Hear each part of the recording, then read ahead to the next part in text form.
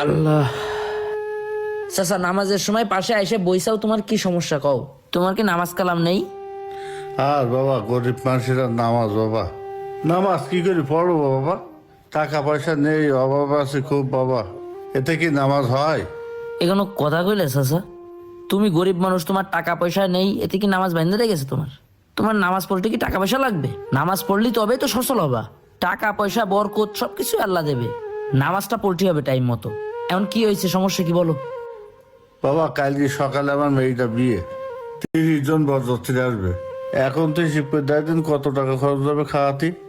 30 জন বরযাত্রী যদি আসে, আচ্ছা শোনো আমি বলি, 30 জনই বরযাত্রী আসবে, হ্যাঁ, তাহলে নিম্নপক্ষে তোমার খরচ হবে 25-30 হাজার মতো। কারণ 30 জন বলেছে, শুধু 30 জন তো আসবে না, 5-10 জন বাইরে যাবে, আরো নাস্তা পানি আছে, এদিক সেদিক মিলে মিনিমাম 30 হাজার টাকা তোমার খরচ আছে। কি কইস এত টাকা? হঠাৎ করে এই টাকা পাবো কই? 30,000 টাকা তো খরচ হবে, আমার কাছে 1 টাকাও তো নেই বাবা। তা তোমার কাছে টাকা নেই, তোমার মেয়ের কালকে বিয়ে করবা কি তালি? কি আর করবো বাবা, একদিন কাজে না গেলে আমার 1 কেজি চালটাই কিনা হয় না, এখন আমি এত টাকা কোনে পাবো? এখন যে কালকে মেয়ের বিয়ে, তা টাকা কি করে গুছাবা? এখন দেখি কয়েক টাকা হাত পাততে পারেন, তাছাড়া তার উপায় নেই, দেখি। দেখো দেরি না করে তাহলে যাও, দ্রুত যাও। আর সকালবেলা আমি লাগে কি কি বাজার ঘাট লাগে লিস্ট করে দিবা না এসে। আচ্ছা, ঠিক আছে, যাও। ওর বাপ। দুনিয়া সুন্দর, এই হাসান কই? মানুষ। এই তুই কোন থাকবি নাকি বাড়ি যাবি? ওটা তো থাইকে গেছে, আর থাকবে এই কি? ঘুমাইছিস? কাকা, এটা তো চিনলাম না, ওটা তো তোমার ছেলে পরে হয়েছে পেট পোষা, এটা কিটা? বাবা, তোমার শাশি জটিলি কাজ করতো, ওই জটিলি পাইছে এত পোষণ নিয়েছে।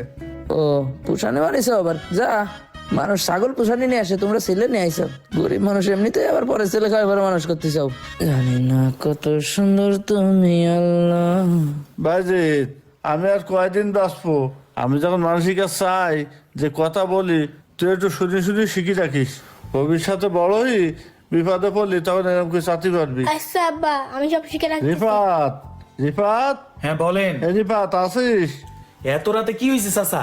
কোনো সমস্যা হয়েছে নাকি হঠাৎ এত রাতে? এই বাইজিত, লাইটটা বন্ধ কর দিন। আমার হাতে ব্যথা আব্বা, পারবার না, তুমি করো। খোকা, লাইটটা বন্ধ কর দিন বাপ, এই সুইচ খুঁজে পাচ্ছি না। কেমনটা লাগে? এই লাইট বন্ধ করে লাগে, তুমি আমাকে 10টা বাজে ঘুম থেকে উঠেছ? ধরো। না বাবা, কালকে মেয়েটার বিয়ে, তা 10,000 টাকা বাবা দিলে একটু ভালো হতো বাবা। আচ্ছা চাচা, আপনি কি আর ভালো হবেন না? হ্যাঁ, আপনার কাছে আমি আগে অনেক টাকা পাই, প্রায় 13-14 হাজার টাকা। এরপর দোকানে বাকি করছেন 16 হাজার টাকা, সব মিলিয়ে তো অনেক টাকা হইতেছে। ওই টাকার কোনো খবর নাই, 9 মাস ধরে ঘুরাইতেছে। ওই টাকা কখন দিবেন? এখন আবার আসছেন মেয়ের জন্য, মেয়ের বিয়ের জন্য চাচ্ছেন টাকা। আমি টাকা পয়সা আপনাকে দিতে পারবো না। আচ্ছা, আপনি এলাকার কোন মানুষটা বাদ রাখছেন? কিছু থেকে কিছু হইলেই আপনি হাত পাতেন, শুধু আমার কাছে না, এলাকার অনেকের কাছে আপনি হাত পাতেন। এসব ধান্দাবাজি ছেড়ে বাসায় যান, মেয়ে আপনার বিয়ে দিতে হবে না। আমার কাছে আর কখনো আসবেন না টাকা চাইতে। যান চাচা, রাত হয়েছে অনেক, আর আগের টাকাগুলো দিয়ে দিয়েন।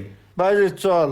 হাসান কই? হাসান ঘুমোচ্ছিল, তাই তুমি বাড়ি থয়েছাও, তোমার মনে নেই? ও, হাসানের বাড়ি ঠিক আছি, চল বা। মহল্লার মানুষ সব স্বার্থপর হয়ে গেছে বাবা, মানুষ খুব খারাপ হয়ে গেছে, স্বার্থপর হয়ে গেছে, বিপদে কেউ পাশে থাকে না। এই আছে আছে, ভালো করে দেখ দিন, বাথরুমে পড়ে গেল কেন? না, পড়িনি আব্বা, আছে, আমি বদনা দেখেছি, ডাক দাও। জানি জানি। আরে দাঁড়াও, আসতেছি। এই তোর কি ডায়রিয়া হয়েছে? ওরে চাচা না, একটু পেটে সমস্যা। কত সময় তো দাঁড়াই দিয়েছি, তা একটু বের হ। আরে জ্বালা রে। এ তোমার কি হয়েছে? ডাকতে চাও কেন এত? শান্তি মতন একটু পায়খানাও করতে দিবা না? আরে বাবা, খুব বিপদে আছে, মেয়েটা সকালে বিয়ে বাবা, 20,000 টাকা যদি ধার দিছিস খুব উপকার হচ্ছে বাবা। না না চাচা, দেওয়ার মতন কোনো কায়দাই নেই। না বাবা, তুই একটু চেষ্টা কর, করলে পারবি তো। এর আগেও তো 20,000 টাকা নিছাও তুমি। এই কিছুদিন আগে ছেলের জন্যও তো টাকা নিছাও মুসলমানি দেওয়ার জন্য, সে টাকা ফেরত দিছাও। তুমি এখন যাও দিনি চাচা, আমি খুব অভাবে আছি, দেওয়ার মতন টাকা নেই আমার কাছে, তুমি এখন যাও। চল হাসান। আমি হাসান না, বাইজিৎ। ও হাসান কনে? হাসানের বাড়ি থয়েছ, মনে নেই? ও মনে পড়ছে, চল।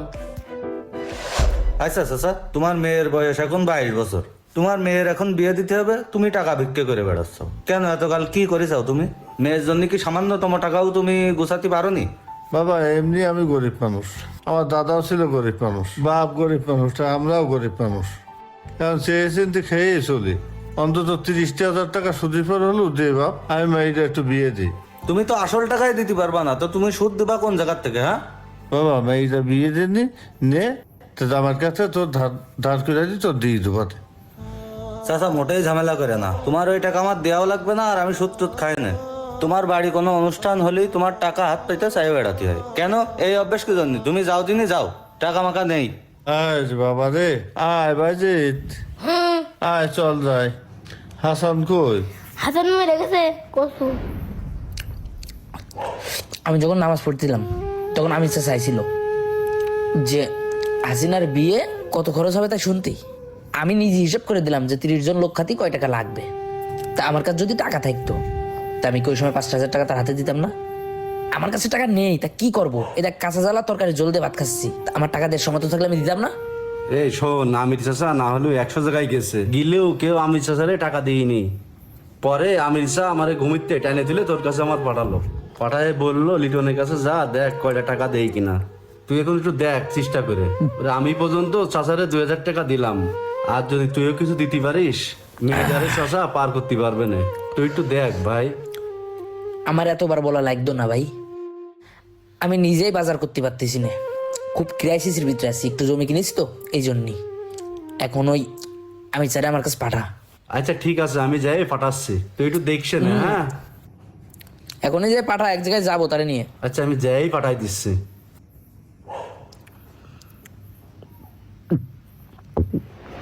আমির চাচা এর আগে একবার ছেলের মুসলমানি দিয়েছে, ওই সময় মানুষের কাছ থেকে টাকা নিছে, যার কারণে এলাকার লোক আর তার হেল্প করতেছে না, তার কাছে কোনো টাকা নেই। এখন খুব দায়ী পড়ে আপনার কাছে আসলাম, বেচারাটার মেয়ের বিয়ে পার হয়ে যাক এলাকার থেকে, আমাদেরই তো লেটা গেল নাকি, ওই জন্যই আপনার কাছে আসা, নাহলে কিন্তু আমি যাত্রার জন্য আসিনি। এখন দেখেন একটু কিছু করতে পারেন কিনা।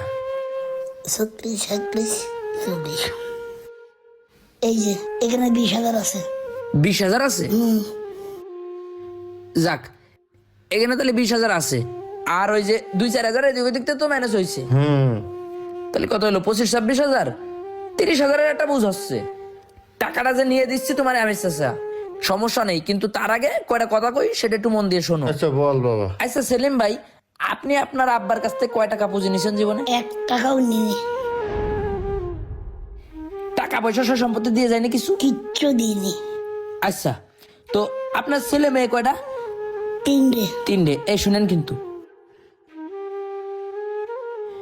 মেয়ে বিয়ে দেওয়া হয়ে গেছে? বড় মেয়ে বিয়ে দিছি। বড় মেয়ে, খরচ কেমন হয়েছে? তা তো ওই সময় খরচ হয়েছে 50-60 মতো। 50-60 হাজার। মাঠে জমি কটুক আছে? জমি তত 2-2.5 বিঘা আছে। আচ্ছা, এই যে ছাদের পর বসে রয়েছি, এই গড্ডা করতে কয় টাকা খরচ হয়েছে? তা প্রায় 25-30 লাখ খরচ হয়েছে।